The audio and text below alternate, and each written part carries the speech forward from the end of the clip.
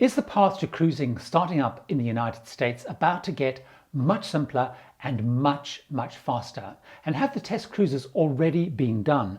Cruise industry leaders say yes to both of these. So let's find out what is going on as I explore the 4 factors that are coming together to drive this new optimism for cruising out of the United States in this latest cruise update. And importantly, of course, what it means for you as a cruiser. By the way, if you're new to my channel, welcome aboard. I'm Gary Bembridge and I'm here to help you make it easier to find, plan and have those amazing cruise vacations that you're dreaming of. So with that in mind, let's get going. With the US making fast vaccine progress, not far behind the UK, and with the administration having the goal of every adult offered a vaccine by July, what impact is this expected to have on cruising opening timing? Now, there is of course some US cruising already started linked to this progress on vaccines. So in the United States, lines not covered by the CDC rules, which only cover ships carrying over 250 people, they are actually starting up.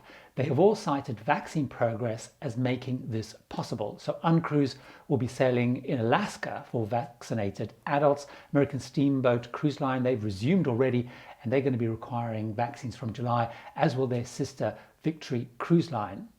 So we've seen cruising already starting based on the rollout, but emboldened by rollout progress, Royal Caribbean, Celebrity and Crystal have opened cruising or will be opening cruising out of the Caribbean from Nassau and St. Martin for vaccinated US adults, and for Royal Caribbean and Celebrity also for negative testing under 18s as well. Now Norwegian Cruise Line, they might be about to follow because they've just cancelled their existing itineraries for Norwegian Encore, Norwegian Joy and Norwegian Jade until the end of October, freeing them up for what they call new deployments. So something may be happening there too. However, while this is a welcome development, it's pretty small scale and niche.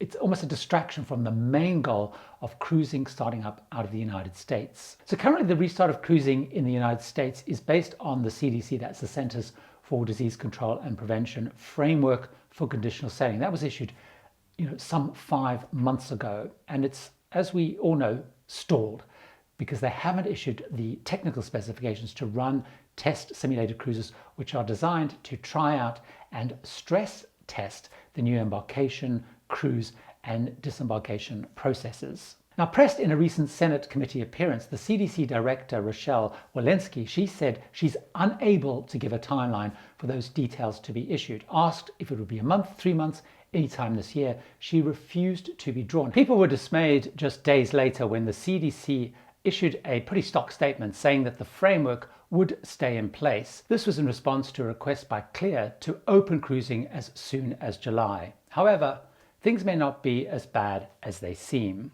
Cruise line leaders believe that there is going to be a change in approach for cruising resumption in the United States, and they think it's coming soon. Richard Fain, he runs the Royal Caribbean Group. He said in one of his very recent video updates, I'm going to quote what he said, "The pace of science has simply overcome that process." And he's referring there, of course, to the framework stages and the different requirements. Why? Well, first of all, there is a huge amount of data on how the protocols and processes work in real life already available, which may make the need for test cruises less essential.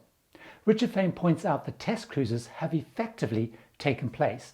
Around the world, over 350,000 people have now cruised since the start of the pandemic. For Royal Caribbean, there have been over 150,000 passengers. There have only been 10 positive cases identified on these cruises.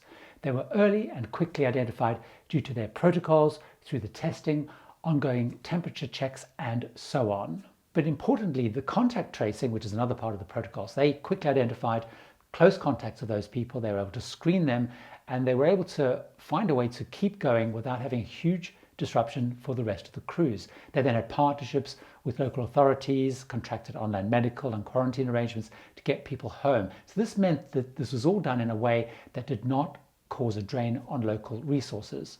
So very important, these have effectively been test cruises. So Richard Fain in his video said, and I'm going to quote, "In essence, we've just had 100,000 test cruises and demonstrated that the process works. It is the most powerful and reliable evidence in multiple real-world settings." But secondly, even more importantly, Richard Fain, as other cruise leaders have done, and pointed out that the CDC framework for conditional sailing was actually created in a very different time, before the much more accurate, easy access to testing was available, and of course, before vaccines. Now, he argues that this renders much of the framework completely out of date, and he believes that if you look at what the CDC is already doing, which is they're starting to issue new advice based on vaccines for people in the United States, that he thinks a rethink is imminent on travel and cruising. He says, and I'm going to quote, "The conditional sail order was a very positive step at the time, but that time has passed.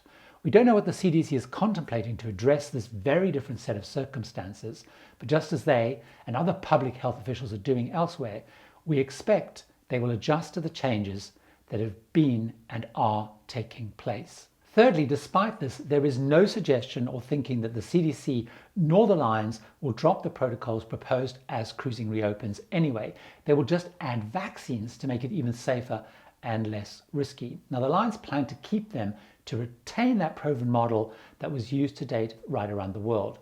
So around the world, cruising still has and will have, when it opens, for example in the UK, reduced capacity, testing before boarding, social distancing measures, masks when distancing is not possible, especially inside, no self-service dining, cruise line only excursions to maintain the bubble, and so on. They are all going to stay. So even as cruising returns in the United States, it will not be cruising back to how it was. That may, of course, come later. It is really, really important that travelers understand this. Fourthly, the lines have pretty much in the US conceded that, certainly as they resume, that passengers and crew will have to be vaccinated. All cruises launched have incorporated this, even before the CDC has actually expressed publicly a view on its role for travel. Asked if he thought the CDC was going to require vaccines to approve US cruising to reopen, Richard Fain hinted he felt it was very likely. He said, and again a quote, "We have announced 3 cruises that will require vaccinations for all adults, and there are likely to be more. Vaccines set the stage for whatever we do, and all our efforts are to make our cruises safer. Today, a vaccine approach makes much more sense." However, this will all still take time. Lines are increasingly hopeful that they will be able to sail some limited sailings this summer, though all of them, including Arnold Donald of the Carnival Group, the leadership of Norwegian Group, and Richard Fain, they keep saying and reminding everybody that it takes months to reactivate a ship. So they're not talking about restarting in the US right away and really quickly, but they're hoping the CDC will shift in really soon, so they can plan now for summer sailings on a few ships. And they are using the US President's July timeline for a target to return to some kind of normality as a rallying cry and timeline too.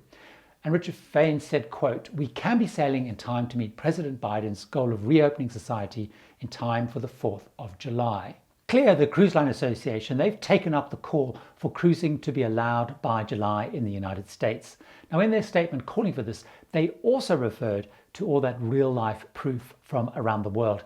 And they argued very strongly that the vaccine rollout should be triggering cruising reopening. This is what they said, and I'm going to quote what they said. "The outdated Framework for Conditional Sailing, which was issued almost 5 months ago, does not reflect the industry's proven advancements and their success in operating in other parts of the world, nor the advent of vaccines, and unfairly treats cruisers differently." So much has changed since October, when the Framework for Conditional Sailing was put in place, and it's really clear that vaccines are now the game changer for cruising around the world, and the plans will have to factor this into them if they're going to work. To ignore it would be kind of strange and illogical, especially when the US president has been so public about his goal to use vaccines to get the US population back to doing the things they miss and want to do heading into summer by and from the 4th of July. Now, we've seen Israel and the UK, they have made moves taking account of the vaccine progress, and I really believe, as those industry leaders do, that it's right to expect the US is going to be doing the same sometimes soon. It's really important, of course, to understand that the protocols that will be faced by us as cruisers when it returns, be it Israel, the UK, the New Royal Caribbean, the Crystal, the Celebrity cruises home port in the Caribbean, and eventually in the US, will have all these protocols that we have come to read so much about. So it's really important that you understand the protocols that are going to be in place when cruising returns.